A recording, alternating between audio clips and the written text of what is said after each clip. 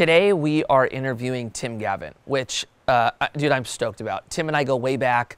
Tim was a pro skateboarder when I was a kid, and Girl was my favorite company. So, you know, he was part of this group of kind of like idols for me. Tim then became the president of DVS, which was my shoe sponsor when I was a kid, and actually was my first signature shoe. So I went through that whole experience with Tim. And then Tim ended up moving on to DVS into real estate, and we just remained friends. And, you know, I really like seeing people that do a bunch of things and have, you know, were successful in skateboarding and then use that to kind of propel them into the next thing. And Tim is that. So we're going to interview him. I can't wait for you guys to see it. Let's go into it.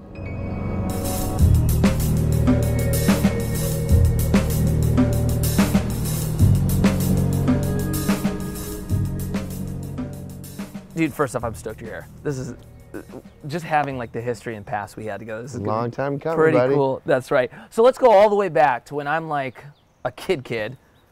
You're skateboarding professionally.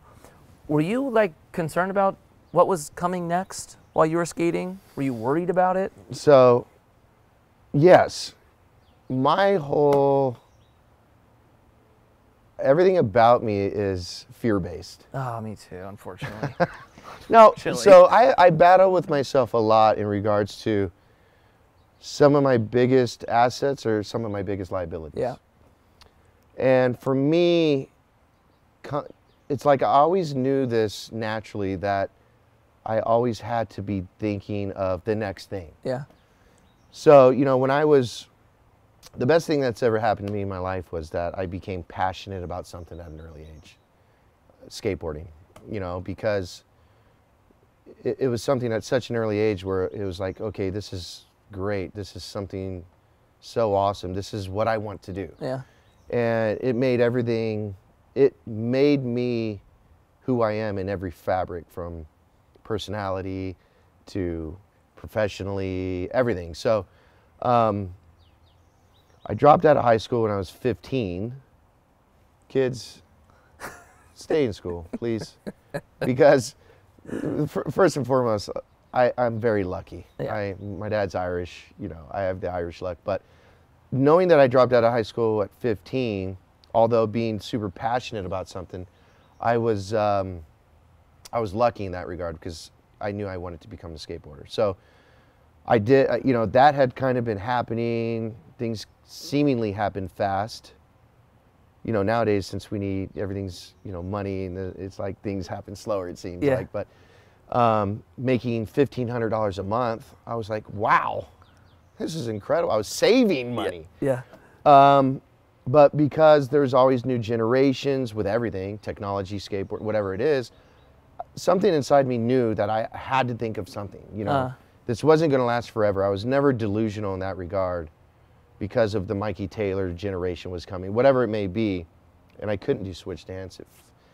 Anyways, I got my GED. Okay, I didn't know that. So yeah, so I went and got my GED, and that was the first thing that, you know, that I did, understanding that the skateboarding thing wouldn't last forever. You know, and a lot of this might be very minor in regards to what I actually did, but it was the mindset. Yeah. You know, then I went and got my bartending license, right? And I'm at an age now where I'm 23, where I'm thinking maybe I move to Hawaii and be Matthew McConaughey, and I never wear a shirt, and I'm a bartender and a taxi driver. Maybe that's the life I want to live. Yeah. So I got my bartending license, but I was never just resting on my laurels that day. You know, I was always fear-based. Yeah. And I was like, what am I going to do? What am I going to do? It was very hard for me to live in the moment and appreciate the accolades I was experiencing at the time, because I was always worried about what I'm going to do next. And I think all of that is motivated by me not having an education. So again, it all goes back to skateboarding, and what skateboarding taught me is what I deem is more valuable, which is street smarts. You know what I mean? I learned the deal structuring, and you know, the ins and outs of the deal, the dynamics of the deal over time. Yeah. You know what I mean? But the street smarts is what got me to that. So it's actually such a perfect segue, because my next question was going to be, did you have any business sense or understanding before DVS happened?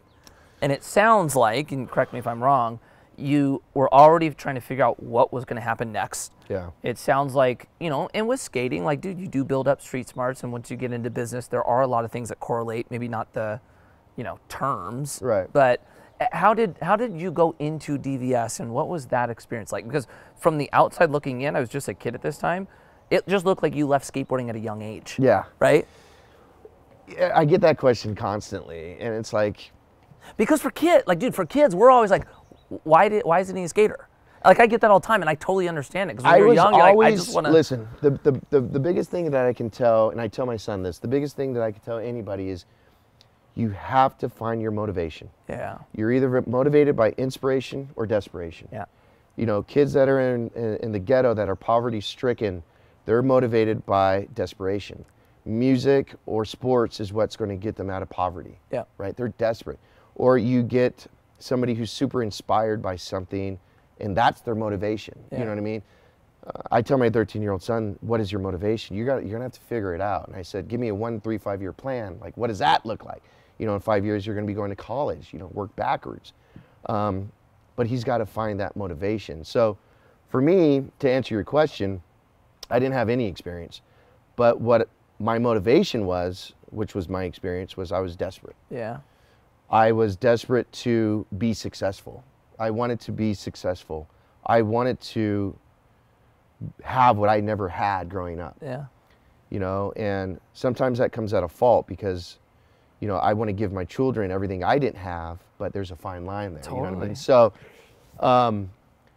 I would say Steve Rocco mentored me in some regard. Just understanding what he did seemed super interesting, which is having a multi-brand strategy. And where that correlated to me was I wasn't super business savvy, but I knew my personality is what got me to have the ability to bring friends into something to where I could substantiate them on a business level. Meaning, I met these partners where we wanted to start a shoe brand, DVS. None of us knew how to make shoes. Yeah. It was all trial and error, but I did know that marketing was a big driving point in business. If I could just create some demand, Yeah. we'll figure out how to make shoes. So the natural thing for me to do is simple, is combine my friends as the team, which were the most marketable and talented skateboarders in the world at the time. Yeah. And create this marketing campaign or this company that involved them, and then we would figure it out. And it worked. There's no aha moment. There's nothing brilliant about it. Yeah. You know what I mean? It was just, again, a lot of luck. I had the willingness and the ambition and being assertive to take action. Yeah. And to have this in my head. But essentially that's how DVS started. And to go back to what Steve Rocco kind of showed me in regards to an informal mentorship was creating multiple brands. Yeah. Because I didn't want, what was genuine was I didn't want to leave anyone behind. So I couldn't put 28 dudes on a shoe company, so let's start a clothing company. I don't know what to do. So we started Maddox, and again, we didn't know how to make clothes, and it was terrible, but we had an incredible team, Yeah. which was super marketable, and over time we learned how to make clothing. Yeah. So to answer your question, no, I had no business sense, but I had the motivation. Yeah. Yeah. And I mean, I came on a little bit after that. You know, DVS was where I got my first shoe, and I got to experience when this thing was at its height, right? The first royalty check, Yeah. the whole thing. But I ended up leaving before DVS started, what do you want to call it? Going through some challenge, I guess. Yep. What was that like? What did you start seeing kind of the writing on the wall that we're going into a hard time? Yeah. Yeah, so, you know, in business, everybody chases top line sales, gross sales. My company does 80 million. I learned over time that it's not about top line sales and the ego that comes along with that. It's about, obviously, your bottom line and what you're making in terms of net income. You know, at 20 million in sales, we were making great money. Yeah. It was fun, manageable. Yeah. But we kept growing, and you know, my thing was business sense did start to come. I realized that my partners had a genuine interest in sports outside of skateboarding. Yeah. That were the synergy was there, which is surfing and motocross. So my thought was, let's start another shoe company, which is a core skate brand called Lakai. Yeah. Rick, Mike, quit DC. Let's come and do our own thing. Let's take DVS partners over here. Let's take DVS and open up distribution. You guys have interest in motocross, surfing, and this. Let's put teams together. Yeah. And we essentially opened up distribution, selling Zoomies packs, and it went from 20 million to 48 to 70 to now we have this global thing that is just like, wow. Yeah. Now you got to figure out how to manage it. Meanwhile, we're the same guys that didn't know how to make shoes that threw a couple dudes on a team. Yeah. So now we have to understand how to manage that business. So now there's debt.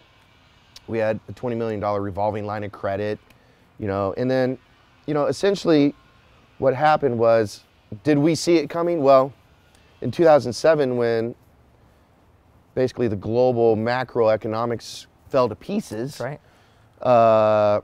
you know, things, we were aware of it, and things started happening. There was sales erosion and so on and so forth. But essentially what happened was, you know, the bank basically pulled our financing. Yeah. Because banks were being squeezed, and it essentially crippled us. Yep. And you know, it's hard to have the discipline to cut. Totally. You know what I mean? It's easy to, it's fun when you're growing and to employ and to spend money and to build. We're very good at that, right? Yeah. It's hard to have the discipline to cut because no, we need that. Yeah. No, well, no, you don't. Yeah. You know, because we're going back. You know. Yeah. So yeah, we did see it coming. It was based on what was going on in 2007 with the global economics. Totally. And then, so after DVS, what was it like moving into, did you just pick real estate? Was real estate something you always wanted to get into? What led you there? Because you are one of those guys that seems like they could do everything. So, skating, you know what I'm saying? No, well, I appreciate that. And I say this honestly when I say you are as well. And I say that because I think skateboarders have this knack, or it's like I was saying before we started this, you know, Sean Malto, it's like that guy is so talented at everything. It's like these skateboarders just have this ability. That's a whole other episode. I can't put my finger on it. But in regards to me in real estate, it was, one, I never wanted a boss. Yeah. Yeah. I always wanted to be my own boss, and I knew that. Two, I always have to figure out my surroundings and figure out how can I render a service that doesn't compete with the guy next to me. Yeah. You know, if the guy next to me wants to do this, then I don't want to do that anymore. I want to do something else. Yeah. And how can I render a service to all of my friends? And I make money, they make, you know. Yeah. So I thought of real estate, one, because I felt like I could work with my friends still. Two, I was my own boss. And three, I knew I could be very successful at it because I genuinely like interior design. I really do. Yeah. You know, there's a joke on me, and it goes back to the original question, like, I was always fear-based and thinking of something. I wanted to be an interior designer. Yeah. But I was, you know, made fun of. Like, so it kind of put the kibosh on that motivation again. It goes back to motivation. So, but I always, you know, I enjoy homes. I enjoy interior design. You enjoy people, really good I people. do enjoy, I really genuinely do love people. Yeah. But I knew I'd be successful at it just because I love the art of the deal. Yeah, totally. I love the dynamics of deal making. I love negotiating. I love winning. Yeah. You know, and I love there's a sense of creativity there too. And it's like, I was having this question with somebody who's very artistically creative. And I said, can you will somebody to be artistic? You know, can I will myself to artistic creativity, Yeah. or is it just something you're born with? And I don't know if we ever came to a conclusion with that, but I did want something creative, and real estate has that creative Yeah, I agree. I totally agree. component to it. But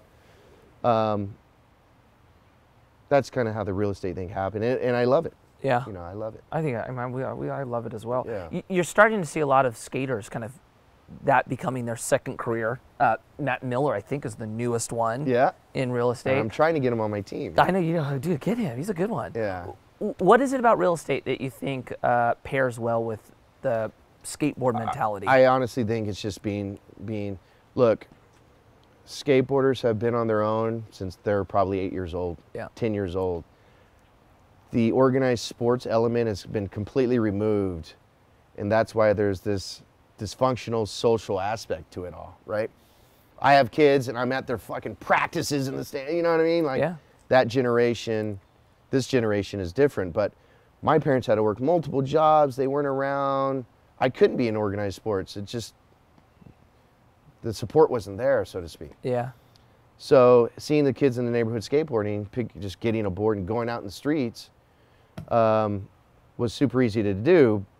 So when it comes to skateboarding and real estate, I think it's just that aspect of being your own boss, you know, and not, kind of feeling insecure and inferior working for somebody else. Yeah. Like, you know, I think I'm confident actually that the attraction is just really being your own boss. Yeah. I mean, and totally building your own business too, because in skateboarding, you know, when you live it and breathe it, you put everything that you have into skateboarding, and when it's done, the language, you know, the language you speak, it's like skaters don't even know how to talk to somebody who's not a skateboarder because they don't know how to speak to him. Yeah. But they can talk to a skater because, you know, the language is it's a certain language. But I don't know. I just think being your own boss and not being inferior to somebody else, Yeah. I think that's the driving force. I agree. So we kind of touched on it earlier, but you know, you being somebody who seems to be able to do a lot of different things, you've also reinvented yourself, which is not easy to do. Skateboarder, founder and president of DVS. Yeah. Real estate now seems like it's only one of the things you do, Yeah. right? So when you were going through this moment of I need to reinvent myself, how did you financially prepare for that transition? Because a lot of That's a good times question. you're kind of giving yourself some runway of going, okay, I'm going to start something new. I might not make money for a year, 2 years, whatever it is. Was there planning that went into that? Yeah, I mean, you're super smart, and the message you send here is it's very calculated, and it's very, you know, it's not super aggressive. I'm super aggressive. My mentality is I'm not going to cut expenses. I'm going to make more money. Yeah. That's not for everybody, but that's been my mentality. I'm motivated to always live a certain life, and that life is predicated on enjoying what I do, Yeah. being able to make money from what I enjoy to do. So that's that. But to answer your question, it was a whole thing with my wife. Like, you know, I remember her upset in the kitchen going, and I said, "What are you upset about?" And she's like, "You're changing your career in your 40s." And I said, "Look, I promise you, I will not let you down." And again, and I don't want it to, maybe it is the message of this particular interview, but it's that motivation. And whatever I do, I always have to find that motivating force to get me to be successful, because, you know, I have to be successful. Yeah. I don't know however Well, no, say it, you know? I hear you. And that may sound lame, but It's not. There's a lot of personalities that it's something, I don't know if it's personalities, but you are an earner. Like, you know how to go hustle, Yeah. right? I know how to kill and hunt. You know how to do it. And a lot of my friends that have that same skill set, you see this mentality of, oh, I want that, I'm going to go get it. Right. right? That's how I am. Yeah, and I think that's just probably makes sense. You saying like, look, I was more aggressive on it because I feel confident in my ability to earn. Yeah. You know, for me, actually, it was a different approach. Probably why, you know, I take more of the calculated route, because I didn't feel like I could just go make whatever I wanted. My thing was like, okay, how much do I have, and how do I maximize this to get it, right? Well, that's the smarter way to do it. Well, I think it's just there's something in there, and we work with it, Right. right? To each his own, for sure. So and everyone's circumstances are different. That's right. That's totally right. Yeah. And even like you talking about like being fear-based, it's like I was fear-based as well, but you see that fear element create two different strategies or courses of action that, you know, we took. It kind of brought us to the same place, but, you know, it might have been around the corners. So for you going from, I guess it's not even going, for us as skaters, we don't really talk about money, right? It's like, even like I don't know why. I guess because, I think I know why. It's because we're all so close. You know, we're all playing on the same field. It's kind of like, you know, we don't want that jealousy and envy. Yeah. It's almost like we want everyone to be on the same playing field. Yeah. But yeah, I just feel like I don't know what it is with skateboarders, but the insecurity really is the dominant character trait. We are insecure. Skaters are insecure. Yeah, totally. We don't want to look bad. We don't want to look good. Totally. You know, it's super complicated. So you going from skateboarding, where we don't talk about money, and in a lot of cases we didn't make a ton of money, some do, and then you going into DVS and making a lot more, and even what you do now, did your perception of money change? Yeah, I mean, my thing today is I'm 47. I'm living a life, and I think that's why you do this, which is great, because you've been successful many ways and numerous times. It's like I want to live a life that's fulfilling. Yeah. Meaning, like, I want to help people. Like, I really do. I can make money. I can always go and hunt and kill and make money. But it's like, you know, having that fulfillment is, to answer your question, is way more. It pays way more than any monetary income, you know, could ever pay. And I always I talk to my friends about this too, and I say, I'm a billionaire. And the reason why is because somebody couldn't pay me $1 billion to take my family away. Yeah. You know, so what does that mean to me? Well, I have everything I need. I have a healthy family. Yeah. So the way I live my life today, I live it as a billionaire because I have this family that's gives me all the happiness and joy I ever had. Yeah. Ever. Over anything a deal could do, money could do, anything. So to me, I'm already a billionaire. Amen. So that puts money in perspective for me already. That's right. But, you know, the second thing is money matters. It's just the bottom line. Because I want to live a life of, I want my kids, I want my family to be taken care of. Yeah. You know what I mean? So what does that mean? I have to make X, Y, and Z. I don't need much. Yeah. That's right. But the motivating factor for me to make more money, or the money that I feel that I deem that I need to make, is for my family. You know what I mean? So you being kind of more at nature fearful, but having this ability to earn. Yep. Do you view money as, do you have like an abundance view of money, or is it a scarcity view? Scarcity view. So even though you have learned how to make a lot of money, it's still scarce. I'm always scared. It's just a thing of me. I'm, you know, I talk to my therapist about it. We don't want to go into but it's fascinating. You know, yeah, look, I'm an open book, and I always want to be better. And the one thing I can hang my hat on is that, you know, I feel like I don't have bad blood anywhere. Yeah. You know what I mean? I've made business decisions that don't behoove me, that benefit other people. Yeah. And that was based on insecurity. Yeah. You know, what are they going to think of me if I do this deal? You know, monetarily, it would have been great for me. Yeah. But friends were more important. Yeah. I've always put other people before me. So for me, to answer your question, the scarcity thing is literally, and it's cliche, because I think it's just a mindset. I could have $50 million today. Look, I could have done a deal where I would have made $50 million. Yeah. And I said no to that deal. And it was because of friendships and this, that, and the other. But where I was in that life, I probably would already spent that $50 million. That's right. So everything happens for a reason. Everything's relative. But I'm only scared. The scarcity only comes from, you know, protecting my family. You know, coincidentally, I just did a life exam 2 days ago. I upped my life insurance policy. Okay. You know, someone like you might say that's a bad investment. Well, I'm not doing it as an investment. Well, then it's I just want to make sure it goes back to my family. I want to make sure my family's taken care of. So I got this outrageous life insurance policy. That costs a lot of money every month, but I don't care as long as I can sleep well knowing that's right. that my family's taken care of. But right. for me, I'm always fear-based.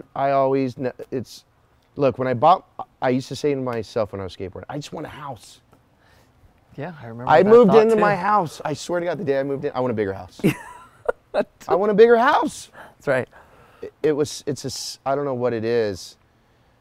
You know, I try to live a spiritual life built off sobriety, and I try to live in gratitude every day. I genuinely do, and it's not tough. You know, another man's success is not my failure. You know, it's not what you make, it's what you keep. Yeah, that's right. I'm a big believer in that. But I try to live a spiritual life, and I try to live in gratitude every day, and I try to put things in perspective with the $1 billion analogy with my family. You know, money can't be the motivating thing to make me happy in life. You know what I mean? Totally agree. It can't be. Agree. However, there's a sick addiction to it that I am attracted to finding ways and more ways to make money. Yeah. Because I enjoy that process, though. You know what I mean? Yeah. Well, I think it's interesting. It's like, you know, you've heard that famous quote. It's actually in a Bible verse, but you know, the love of money is the root to all evil. It's like money is for whatever reason is something that really challenges us. Yeah. It definitely kind of magnifies this inner kind of, you know, in some regards, monster inside, and really tests our greed and our fear. Sure.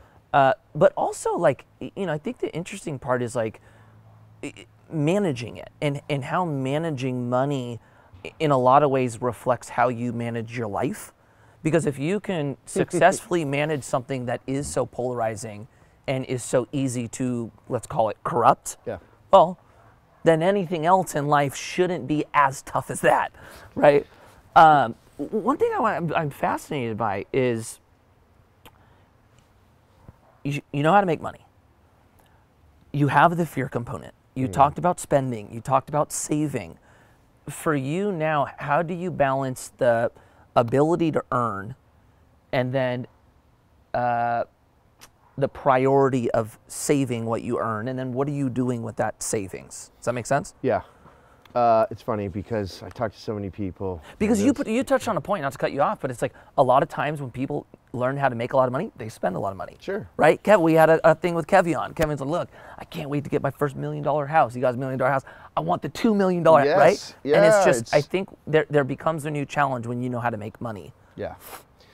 You know, for me, it all goes back to me and what I originally said about not having a high school education. I think that was where it all started, knowing that. And, you know, I used to go to friends' houses at such a young age and see what they had and just go, my situation looks different over here. Yeah. I kind of want that. Yeah. You know, I always was not comparing my family, my mom and dad and my siblings' family to other people, but I was, because we didn't live this luxurious, glamorous life, you know what I mean? But I saw other people living it, and it looked a lot cooler. It just did. But you know what? Look, at the same time, not to keep going back at this, but we were all genuinely happy at home, you know, eating Spam or whatever we were eating, canned food.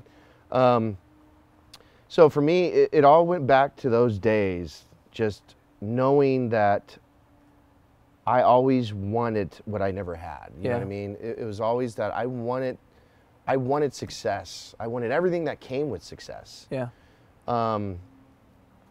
But for me, knowing that I was always searching, that I could never fall into this traditional college degree and go get a job, which I'm so grateful of my trajectory, because I know so many people who have a college degree with no passion. Yeah. And they still don't know what they're gonna do. Yeah. And, you know, they did the whole high school, college, yeah, waiter, server, whatever, Yeah. you know. So for me, I always saved money.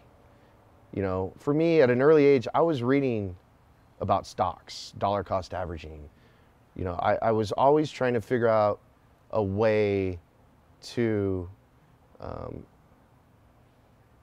the thing for me, it's like, let's change money with security. You know, I talk to my kids about that. Don't call it money, call it security, you know. Yeah, that's smart. You know, because yeah, it's just a mindset thing. I don't want to make more money, I want to have more security. Yep.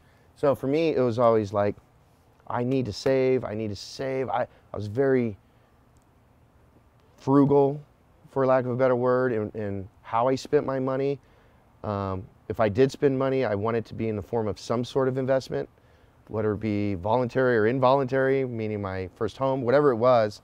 But I didn't invest much, but I did save a lot. Yeah. And that was based off fear, knowing that I didn't have this college education at the time, you know, and then DVS and all of that started. And what I started to do in the form of investing was dollar cost averaging. That was my first investment. Yeah. Where I would get mutual funds, exchange traded funds, whatever it was, and I realized, you know, rather than buying a stock for $100,000 today, over the course of 12 months, based on the volatility, I would own more shares over the course of those 12 months. Yep. So I read about that, learned about it, and got excited about knowing about dollar cost averaging. Yeah. Because you didn't know about it No. at the time. Yeah. Nope. He didn't know about it at the time. So I was like, okay, I know about it. So, but then I got into investing into real estate. Yeah.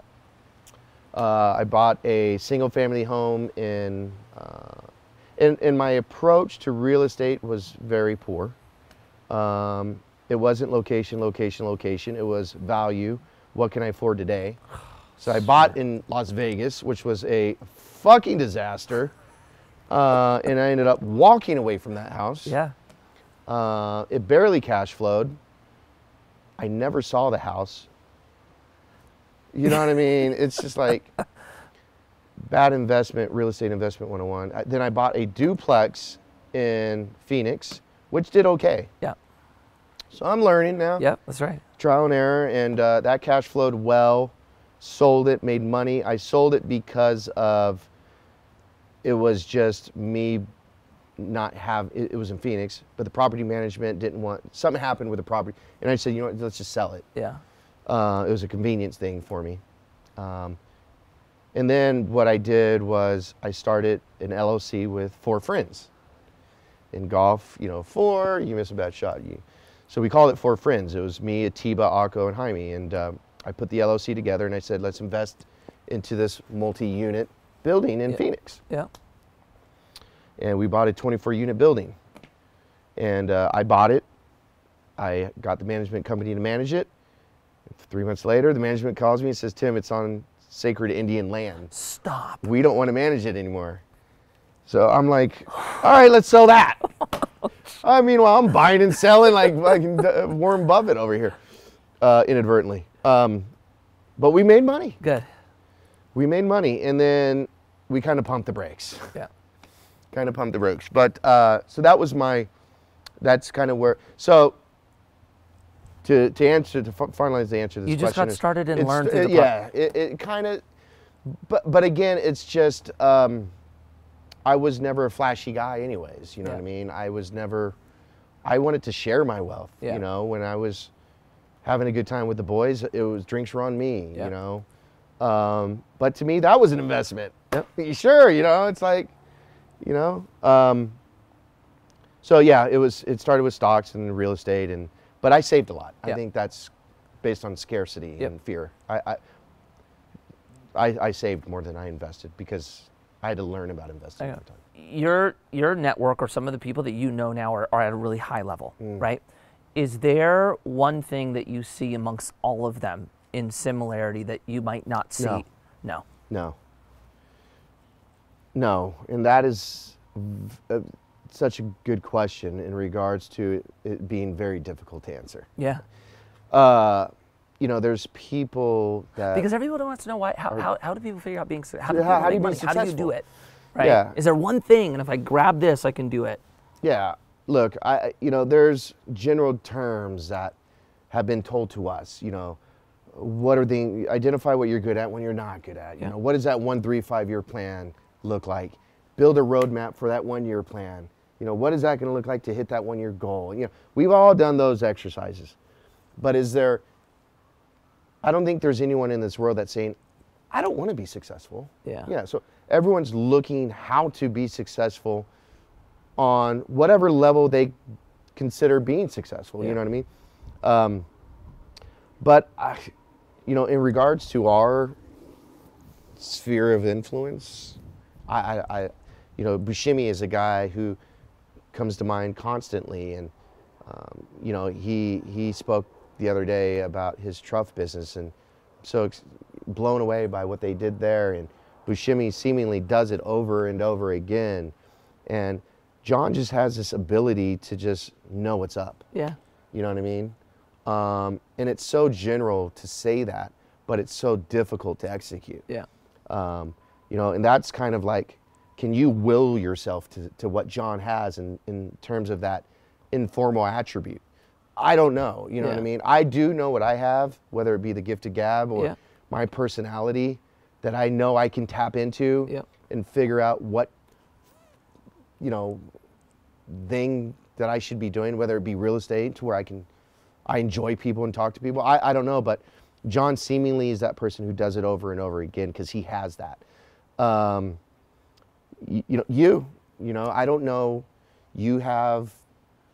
you've just always seemed more mature, even though you would throw your board and cause havoc in that regard. Oh, Tim's seen it I all think with me. I think that was, I'm not even going to give you the benefit of that. I think that was just insecurity and passion, you know what I mean? And everything that came with wanting to be the best skateboarder possible amongst your peers. Yeah. You know what I mean? Yeah. But you've always been somebody who've always had a mindset that was forward thinking outside of skateboarding. Yeah. Steve Malbon is another good friend of mine who has the ability to take a dot and really have the guts. He's someone you should have on here. He's great. But he's somebody who has the guts to be passionate about something and figure out a way to monetize it, so to speak. Yeah. You know, what he's done with Malbon Golf, you know, look, that was a long time coming. He showed me the retail store 7 years ago, and me and Sal Barbier were in there going, really, a golf store? Like, I'll go to Roger Dunn. Yeah. But he created this brand and this movement genuinely because he wanted himself and his kids or whoever it was to be attracted to golf and remove the stuffiness from it all, you know, and the yuppiness from it all. Yeah. And that our kind of people can go golf Totally. and have fun and be accepted. And Yeah, if I would just like giving those examples, which are all phenomenal, but to simplify it, I think it would be each one of you guys have a different skill. yeah.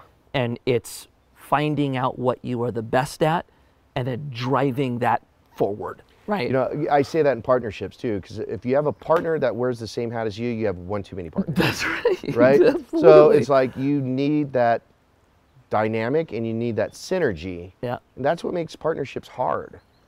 You know, because, you know, if you got two creative guys, you got one too many creative guys. Yeah, So, that's right. but you know, in that same regard, it's difficult to. It's so exciting to start a brand with friends. Absolutely. Right? It's so fun, and everything is supposed to be perfect, and you know that same energy when you're starting the company needs to have life throughout the brand, and it never works out. It rarely works out. That's right. I totally agree. Because it's just business, and there's opinions, and different goals or whatever it may be, but it's difficult. So let's end it on this. What's next for you? What's the next 5 years look like? Again, it's genuine when I say I want a life of fulfillment. You know, I'm open about it. I'm in sobriety. You know, I like to help other people with this cunning and baffling disease that is, you know, that people struggle with. You know, I like to help people with that. I get emotional about talking about it, actually. So that's something I enjoy doing. In regards to, you know, professional, I'm always interested in what's around me. Yeah. You know what I mean? So it's like, you know, I am doing some other stuff outside of real estate that I'm super passionate about, inspired about, that I feel is we're doing something very exciting. Yeah. You know what I mean? And I know there's a customer for it. There's already a market for it. But there is a stigma to it, but I really enjoy what we're doing. So, you know, what's next? What I would like to do is invest more into real estate. Yeah. I want to have that security. Again, I like to change the word from money to security. I love that. Yeah, so I would like more security in that regard. Owning some more real estate would be fun. I do want, you know, and sometimes my real estate ambition isn't predicated on the smartest Mikey Taylor supported decision, but I want a house in Hawaii. I love Hawaii, you know. I kind of want to go to Hawaii. Palm Springs, we're thinking about starting an LLC. Yeah. And buying a cool house in Palm Springs and branding the house and creating Airbnbs in Palm Springs. Yep. So it's something maybe I'd be very stoked if you came aboard, but we already got, Nuge was calling me right now. He wants to be a part of it. So I am putting together some LLCs to buy up some real estate in Palm Springs to where we can brand them. Good. And establish some Airbnb revenue and have a place to go to golf. Yeah. You know, again, a lot of where I'm at now in regards to investing is where I'm at in my life. Yeah. You know, involving my friends again, and making investments that we all can be a part of. Yep. And use the investment and have that security. Yep. You know, what else is there? ITFs, or what is the new thing? NFTs. I'm kidding. I'm not doing it. Yeah, I'm throwing everything into an NFT. I think that's probably the best thing to do right now. Gavin, dude, I appreciate you. Thank you for having me. Thank you for was being fun. here. One, thank you all for checking this out. Couple things. One, if you're trying to sell a house in Los Angeles, you have to reach out to Tim. You will love him. Two, leave a comment of your favorite part. Let me know what resonated with you. I think for me, my favorite part was instead of saying money, saying security. I think that was my highlight. And it's not what you make. It's not what you make. It's what you keep. That's right. So thank you guys, everybody. We'll see you guys on the next video.